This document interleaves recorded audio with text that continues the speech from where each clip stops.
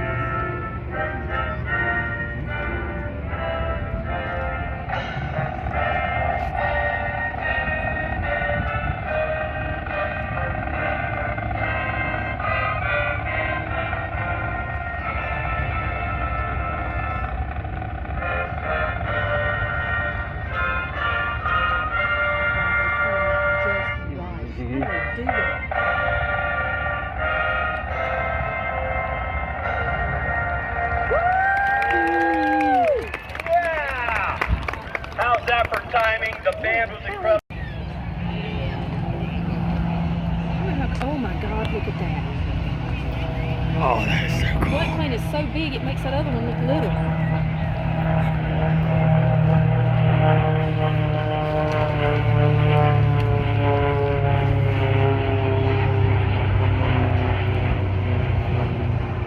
Fat Albert will be coming in from the right are not behind on the tail, they're out in front. And one of the reasons for that is that it prevents the aircraft from stalling. It will start to lose some of its control and then it'll pick up control again. It's nearly impossible to stall or spin. And that was one of the things that Bert Rutan wanted to do with it. Kyle Fowler's from Central Alberta, Canada. He got started at the age of 12 when he began to announce for his dad Ken Fowler's air shows.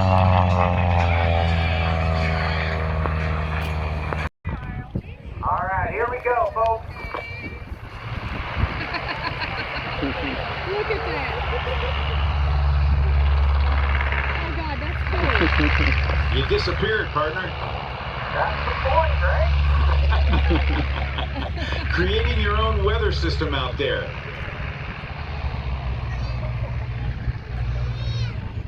All right, ladies and gentlemen, as he comes clear of those clouds, all the way up and down the line, a big round of applause for Kyle Fowler. 14, 13, 12, 11, 10, 9, 8. Ignition sequence start. 5, 4, 3, 2, 1, 0. Launch commit. Liftoff. We have liftoff. Apollo 14. 3 minutes past the hour.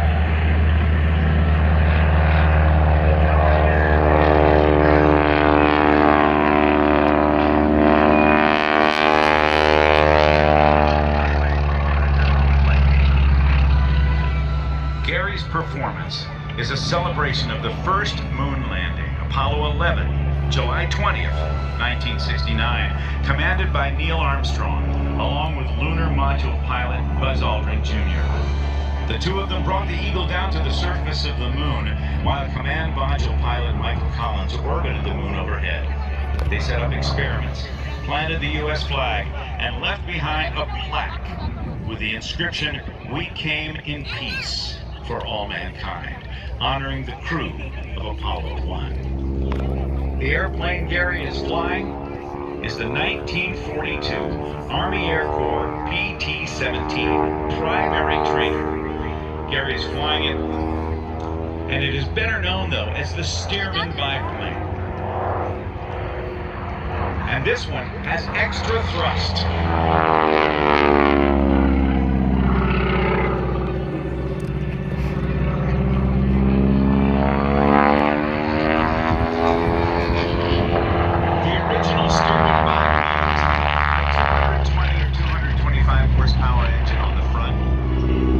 This one has a Pratt & Whitney 450 horsepower Wasp Junior. The R985 with 985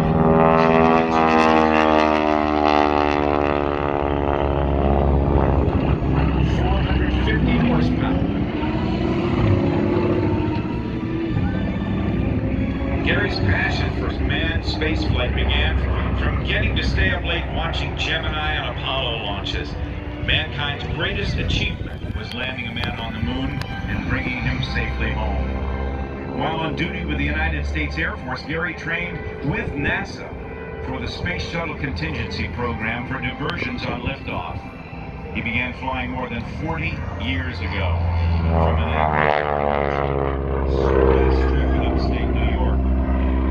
He's a former F-16 pilot with over 25,000 hours in the cockpit. F-16s and half-million-pound airliners. But his passion, his love, is in this open cockpit Stearman biplane. He was a captain of the United States Academy soaring team. He was an F-16 instructor, a flight examiner, and a Top Gun. 2021 is an international captain from a major U.S. airline. Right now, he's hanging from the straps. From his harness, 2 seat belts are all that is keeping him in the cockpit. As Gary says, flying the Stearman is all about energy management. No after.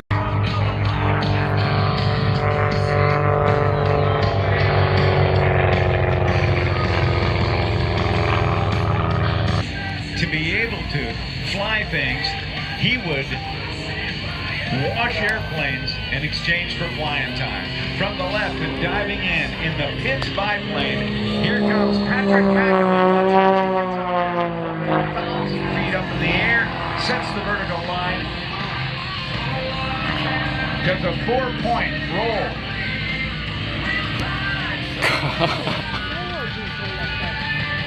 And goes into a spin, quickly recovering and diving straight down toward the surface. Man, this is good stuff. It was originally designed and flown in 1945. The designer, Curtis Force Pitts. The original motor on the Pitts biplane was a 650 horsepower, 65 horsepower motor, and this one has over 230 horsepower. Powering this airplane.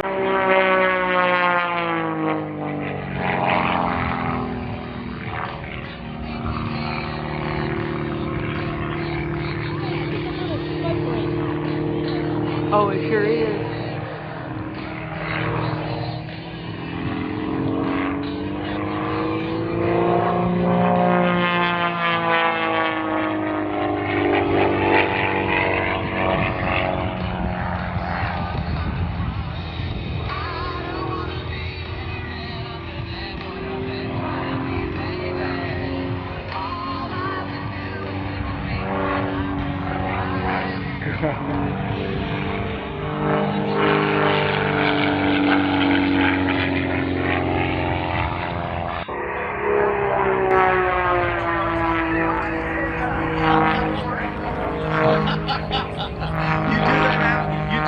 Centrifuge like that, did affect your voice a little bit there, Patrick. Yes, it does. Patrick's got the smoke on. Patrick, you got the call. Yes, sir. Hey, look, the Batman going down the runway. Looks like they go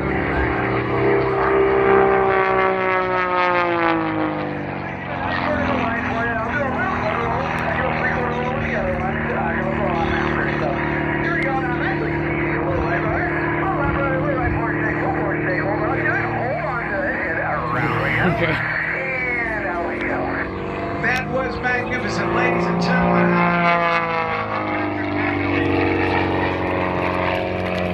SNJ, as the Navy called it. The Army Air Corps called it the AT-6.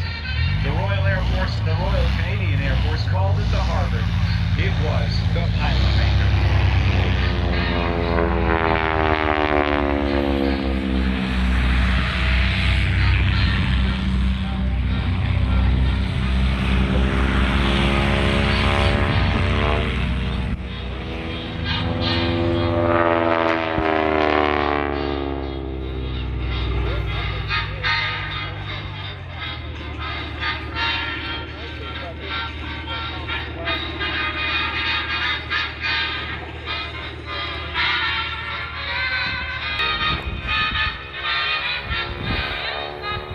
Watch Chris Thomas as he dives down from the left.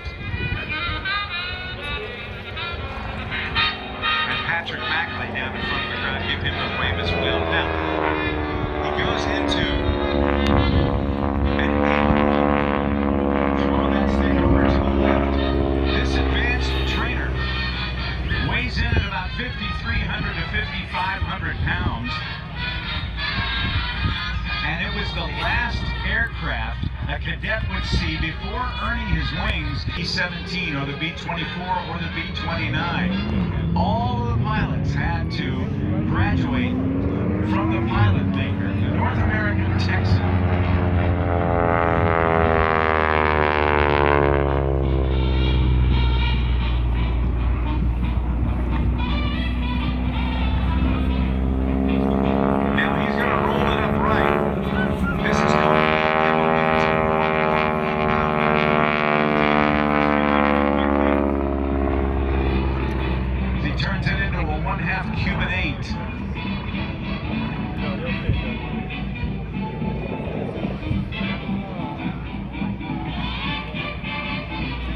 As he rolled to the right, he stopped that roll and then pulled after 3/4 of a roll. He was in Miami, and he was too low at the top of the loop to successfully complete it. So here's what he did.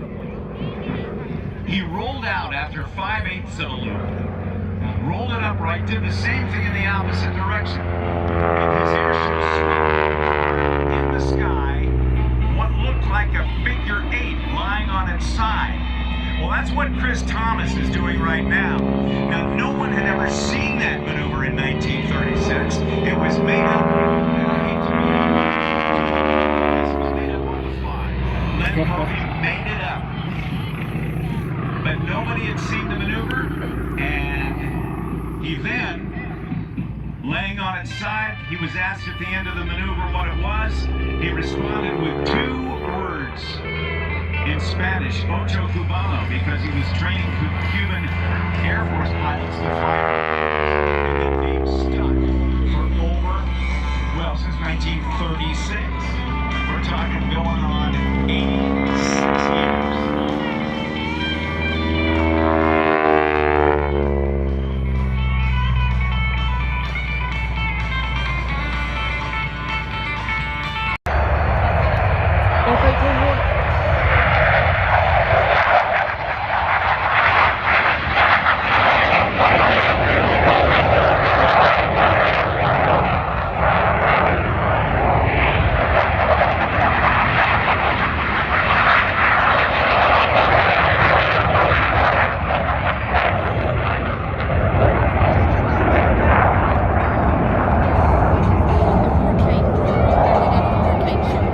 Oh yeah.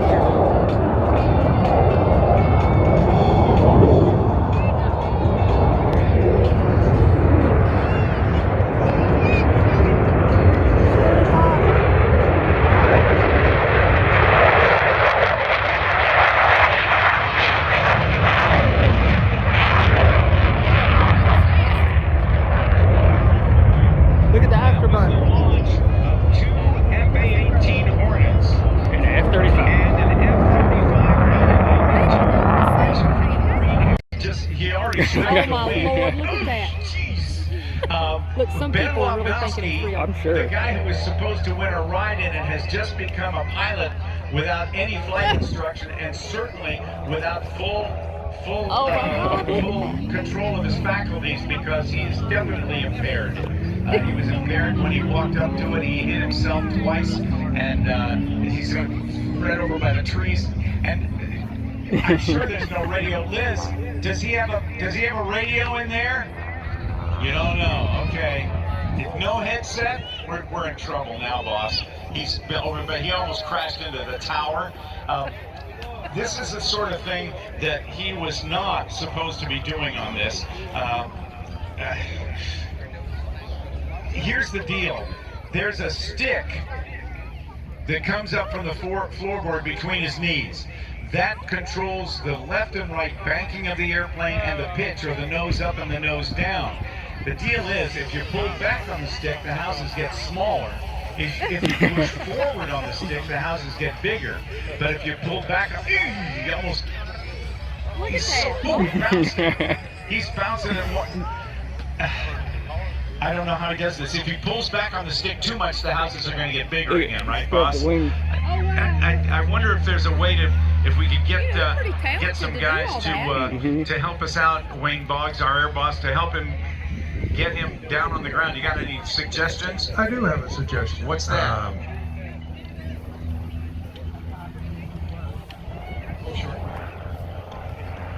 Yeah. What's your suggestion?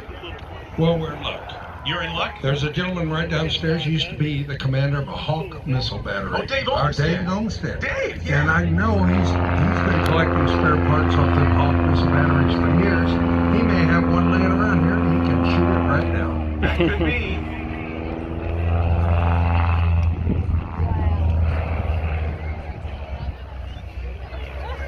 He's screaming like a little baby. Are you kidding me?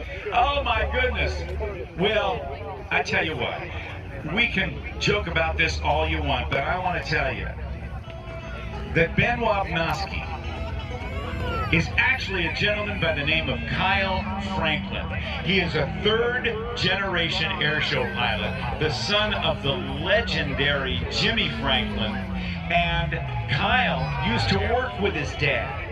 And Kyle actually, when his dad had a Waco biplane from the 1920s, it had the 450 horsepower motor on it, but also had a jet engine. Look at that. Jet Waco, the first of its kind ever. And Kyle Franklin was the first professional jet wing walker on his dad's airplane. He has learned how to do the stick and rudder thing as well as anybody on the planet. To fly like this is not easy. It's really challenging. And his talent is just unsurpassed. Watch him as he comes by.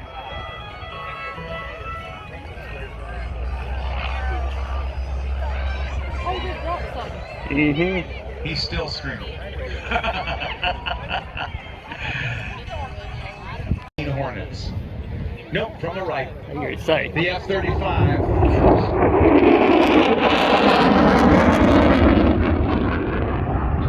Afterburner on it? I like that. F-130.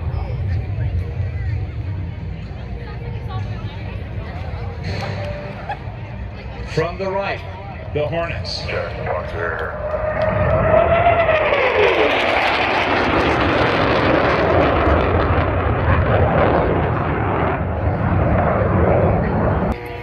on fire. Contact. Keep the smoke. Contact heading west. Check flight, Fox here. Good. We've been able to take.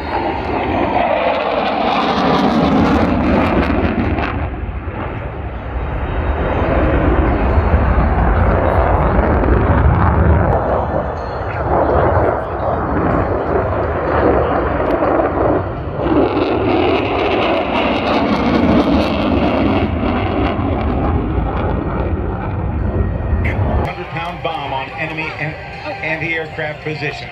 There's the pop-up. Watch the aircraft roll over on its back, pull on the stick, and aim right at the target area. Cleared hot.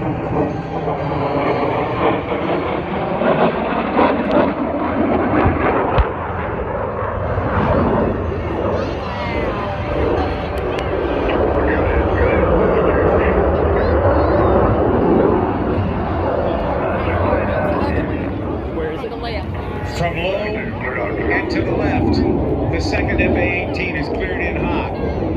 Again, rolling it over its back and then upright as it prepares to drop its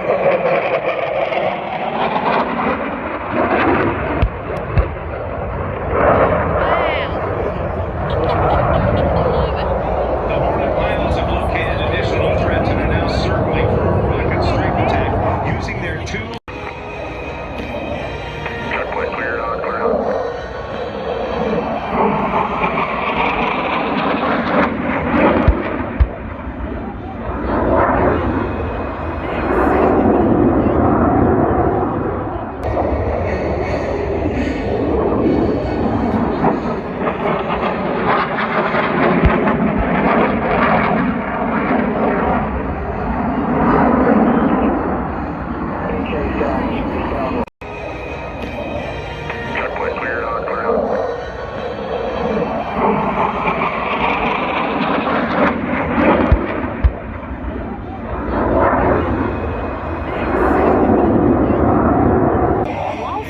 Yeah.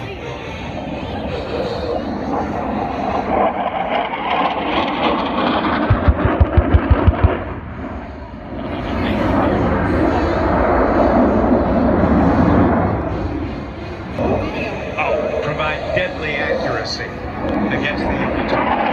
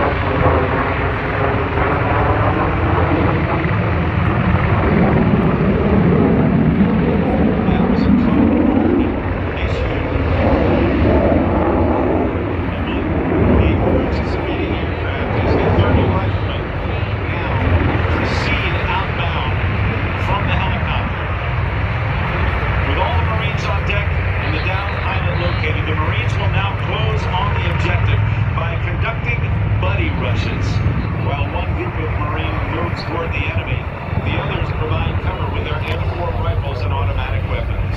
Depending on the scenario, the CH-53 Super Stallion could be accompanied by 2 other helicopters.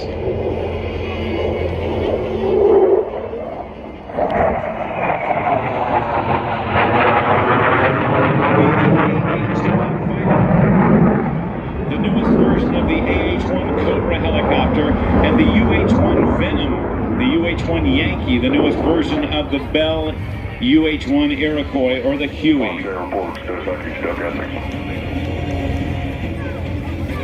Southeast, 516.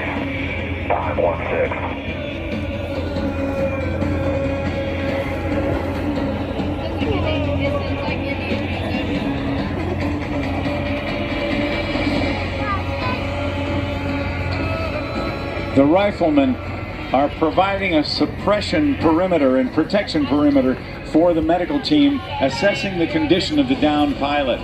Once they are able to perform the triage on the downed pilot, they will carry that pilot back to the helicopter when it returns, with the F-35 continuing to provide cover.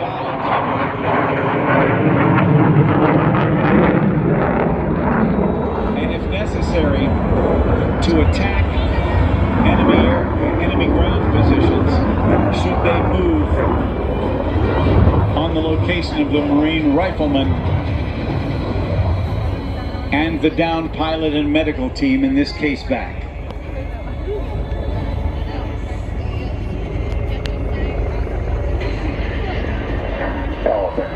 Delta, 517.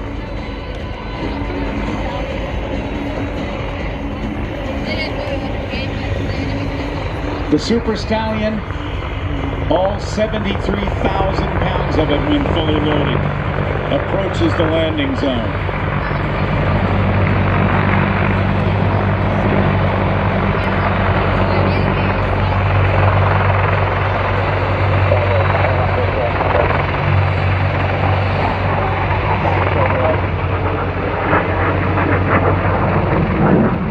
The sensor capabilities of the F-35 Lightning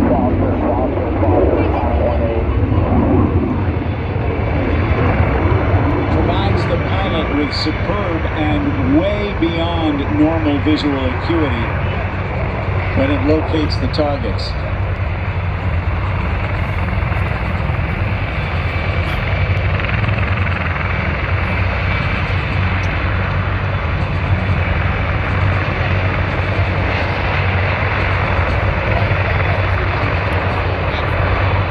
This CH-53 Super Stallion is the largest heavy lift helicopter in the United States Marine Corps, at 99 feet long, with a rotor diameter of 79 feet. It can carry 30 fully equipped Marine riflemen.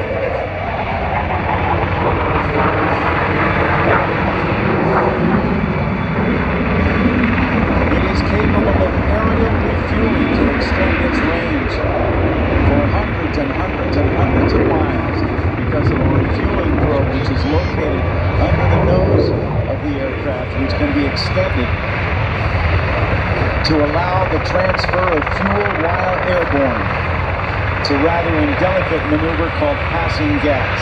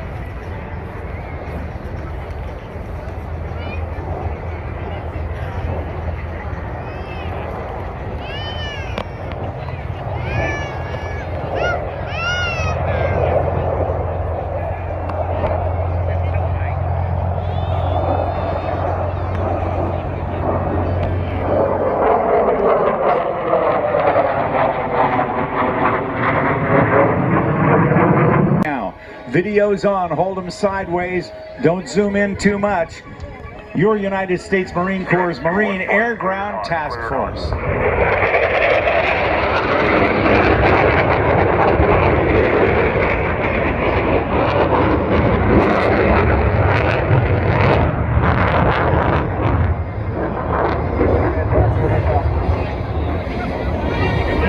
That's what we call battlefield sanitation. Learned about flying from that. And a couple of years ago, Flying Magazine approached me and said, would you be interested with her smoke on, Rob Holland taking off? This gentleman from Nashua, New Hampshire opened our show with the circling of the American flag and the small teaser performance. But this is the full up creativity. Rob Holland, 5-time world champion freestyle aerobatic competitor. He goes into the hammerhead, turns it into the double hammerhead.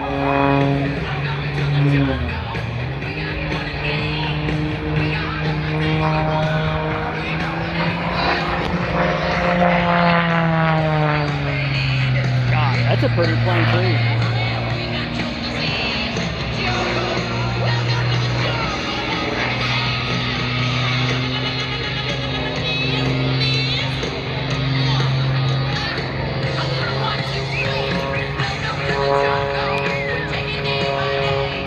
That's a special picture right there.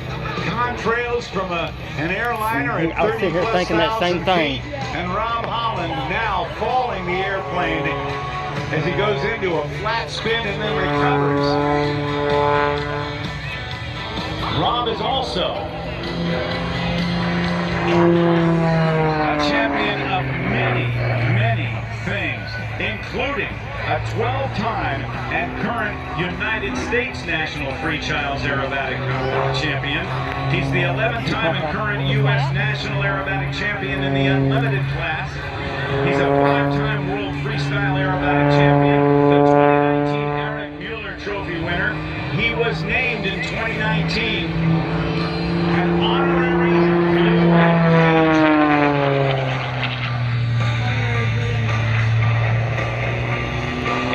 Guys in the Blue Angels trust him to fly in formation with them. Watch him now as he goes into a knife edge tumble. I asked Rob Holland if he likes to watch other pilots fly. As he turns it around, an airplane is just not supposed to do that. But I asked him, does he watch other pilots fly? He says, not so much. I want to do things that nobody's ever done before. And his creativity have won him that amazing 5 titles as World Freestyle Aerobatic Champion. Pushing to the outside, watch him now. He'll throw the tail to the side and go down back at knife edge with very precise point rolls on the downline, accelerating to over 250 miles per hour. Experiencing sometimes 12 times the normal force of gravity on his body as he tumbles it with this nearly 400 horsepower engine with a quadruple knife edge tumble. The combination of the very, very lightweight, one-of-a-kind MCAS RH for Rob Holland airplane with its composite materials, carbon fiber, very strong. The airplane is stressed to plus or minus 16 times the force of gravity. And the 400 horsepower motor on the front and the propeller combination and that very lightweight airframe enable him to do these amazing tumbling gyroscopic maneuvers. He sets the vertical line. You can see the smoke change a little bit when he set that. The aerobatic judges love seeing that because they know he's right on the vertical line. There's the forward flip with the inverted recovery and goes into a series of quick spins, recovering now 1.5 times to the upright.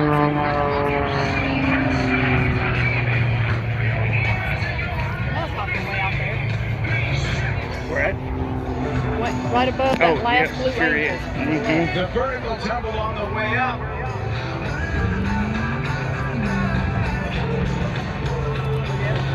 Now he's going to bring it back down to show center. I don't know where he gets the names for these, but as he gets to show center and heads off to the left, this next one's called the Cardiac Express.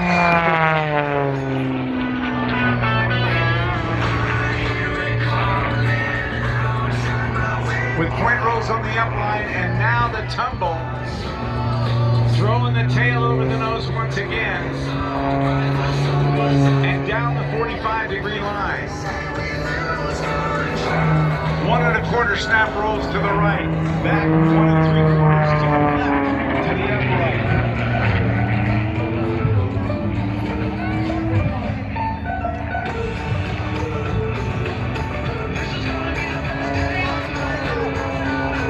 At 1,000 feet above the surface, he spins it around again with a frisbee turn. And watch him now, he'll accelerate, he'll get upright. He'll get going about 90 miles an hour, pull back hard on the stick and go to 0. Oh my with God. 90 degrees of pull, and that is called the Cobra. Ladies and gentlemen of Marine Corps Air Station Beauford, put your hands together for the one and only Rob Holland.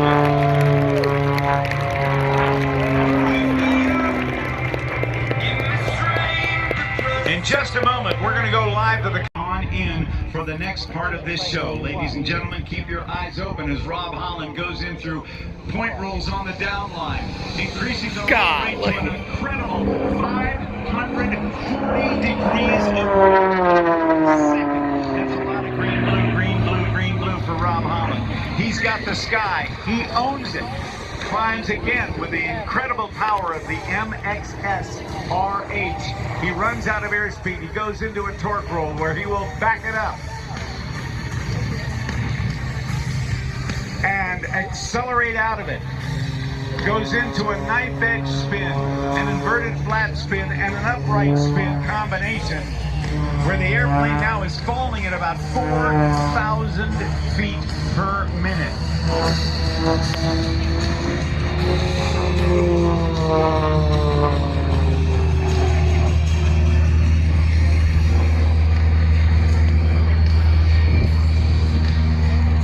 There is the quadruple knife edge tumble.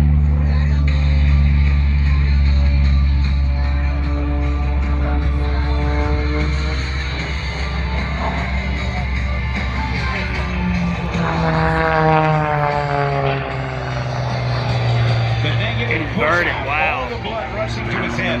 That is so uncomfortable. It feels like there's a vice on your head. That just hurts.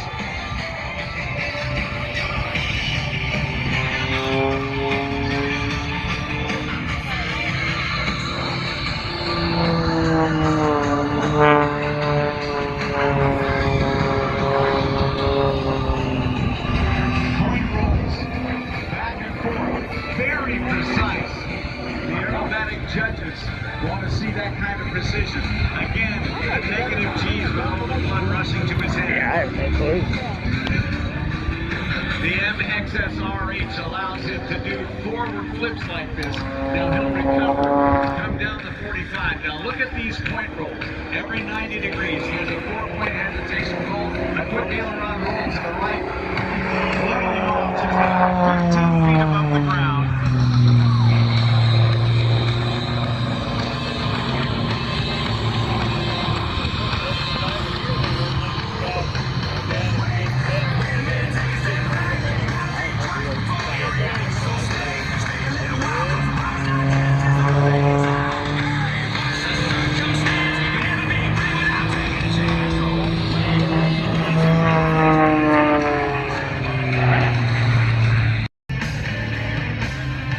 Where the airplane is falling, not flying, but still under perfect control.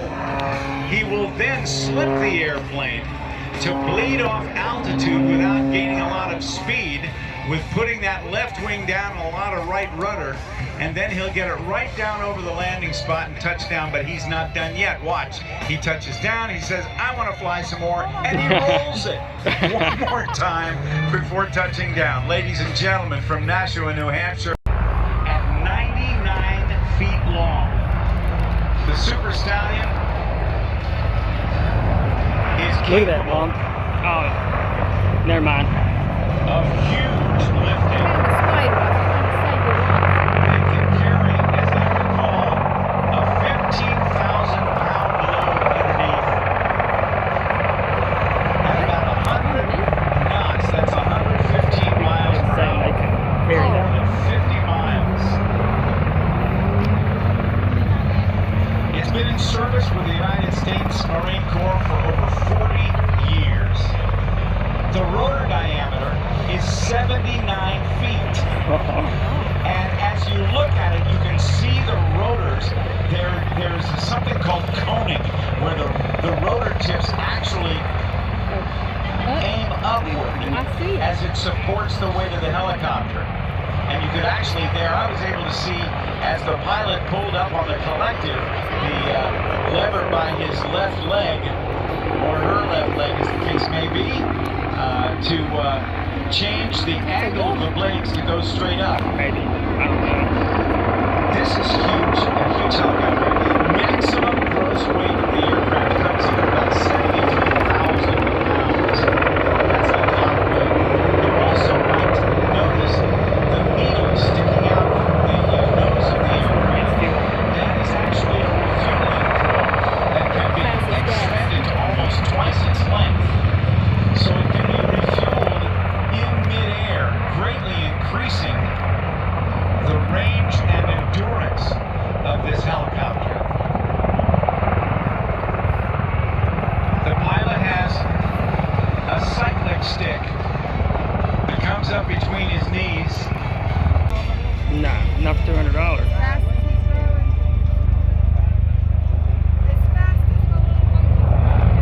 The name Sikorsky is very important in the world of aviation. And Sikorsky Lightning II, the B model, the Marine Corps, with a lift fan for short vertical takeoff and landing or stover capabilities. The demonstration starts right now. Watch this.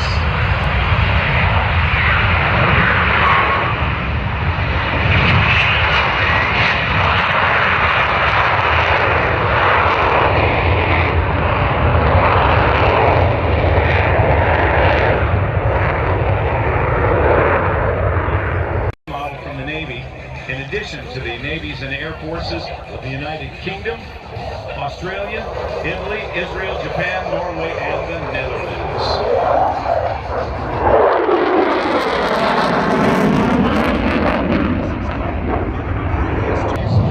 Excuse me, normal body weight.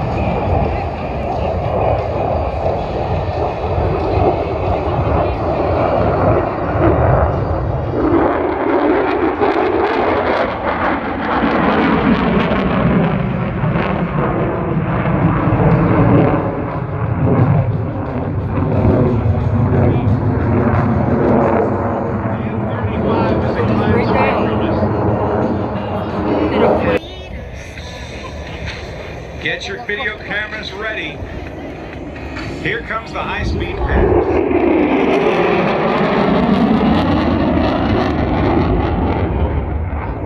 The F-35B Lightning II.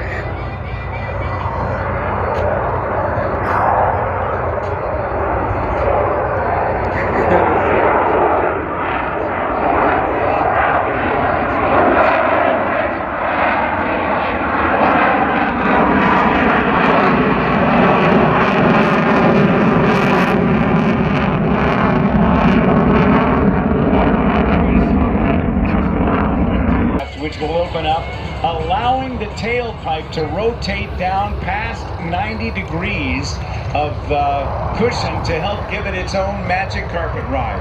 Ladies and gentlemen, from the right, the hover of the F-35B Lightning II.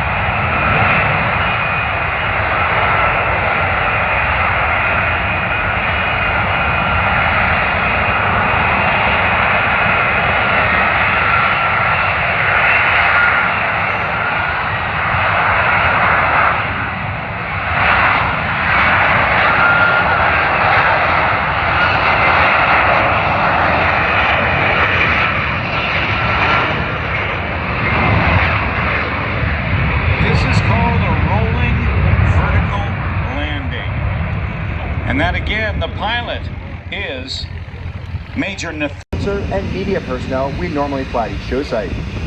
Blue Angel number 8, Lieutenant Commander Brian Vaught from Englewood, Colorado, is the Squadron Naval Flight Officer and Events Coordinator. Commander John Fay from Fort Worth, Texas, serves as the Squadron Executive Officer. Our Marine Corps C-130 pilots are Captain Jackson Stripe from Omaha, Nebraska, Major Joshua Sultan from Spokane, Washington, and Captain Commander Armitage calls, smoke on, off brakes now, burners ready now, and the Blue Angel Diamond is rolling.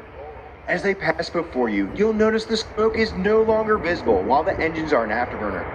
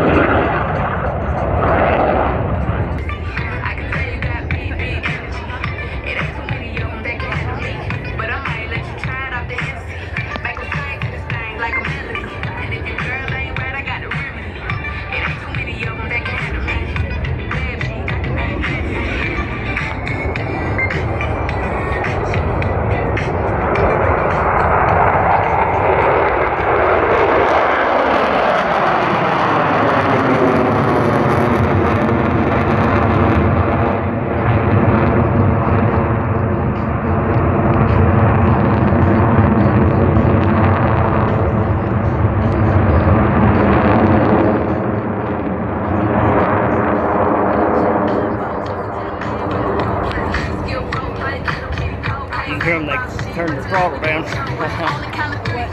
They killed their throttle. That's why you don't hear them. Yeah, you do.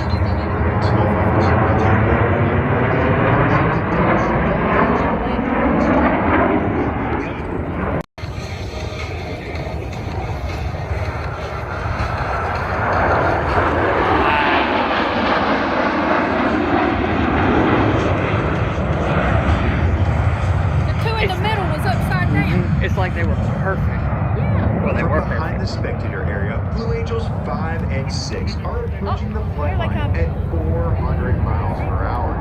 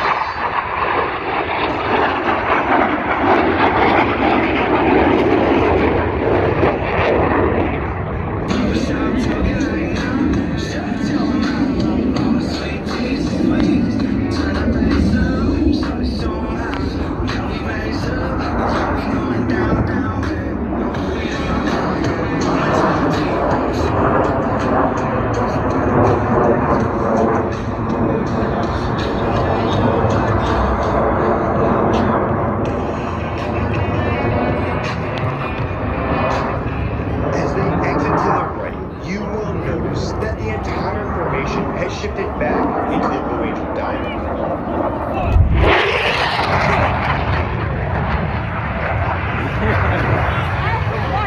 You did a sonic boom?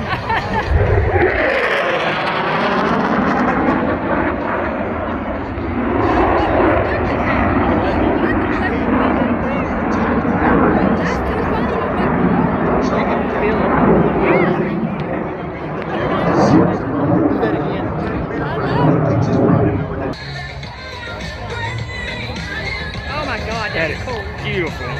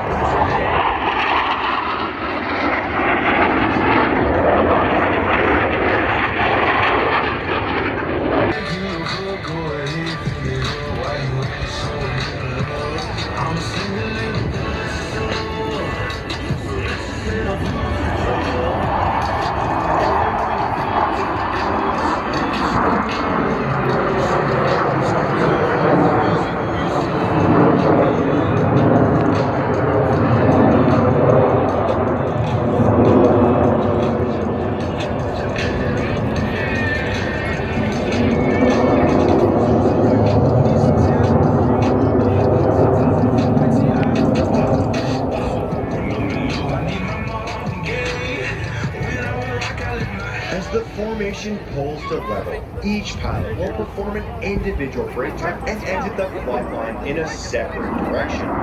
The Blue Angel barrel roll brake.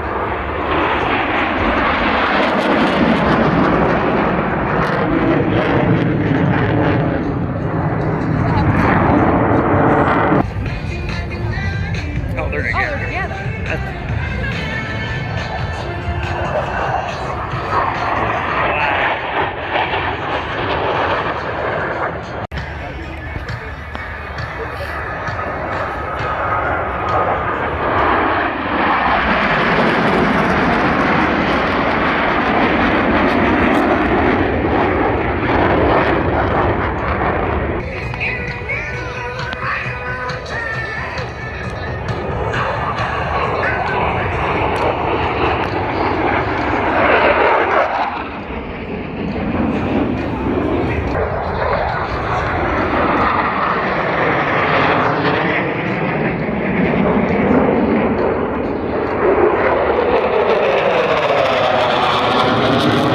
At less than 120 miles per hour, the That's fly-by-wire slow, ain't it? I mean, it looks like you're system poking. provides the slow speed handling. But sets that's the 120 super miles an in the hour? air-to-air combat arena. Ladies and gentlemen, the section on the pass.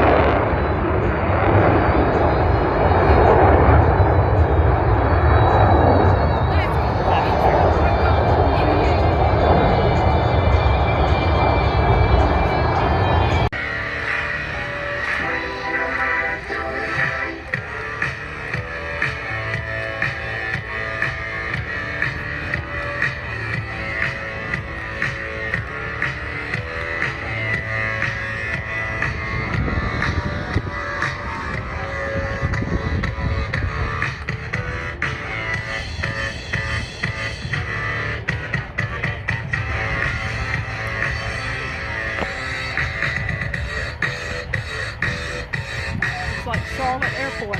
Yeah. One plane right after the other.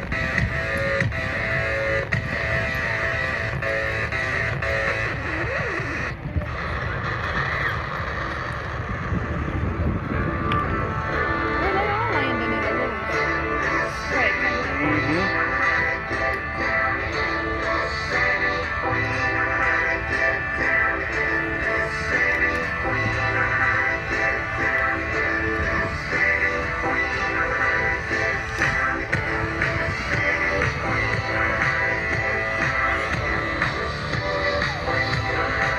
The demonstration pilots you've been watching perform here this afternoon are but a small part of the Blue Angel team. The men and women in the blue uniforms standing before you are members of the elite Blue Angel maintenance crew. Through hard work, many long hours, and unselfish dedication, they have each year for the past 77 years provided us with the aircraft availability necessary to perform each of these flight demonstrations. As the aircraft taxi back,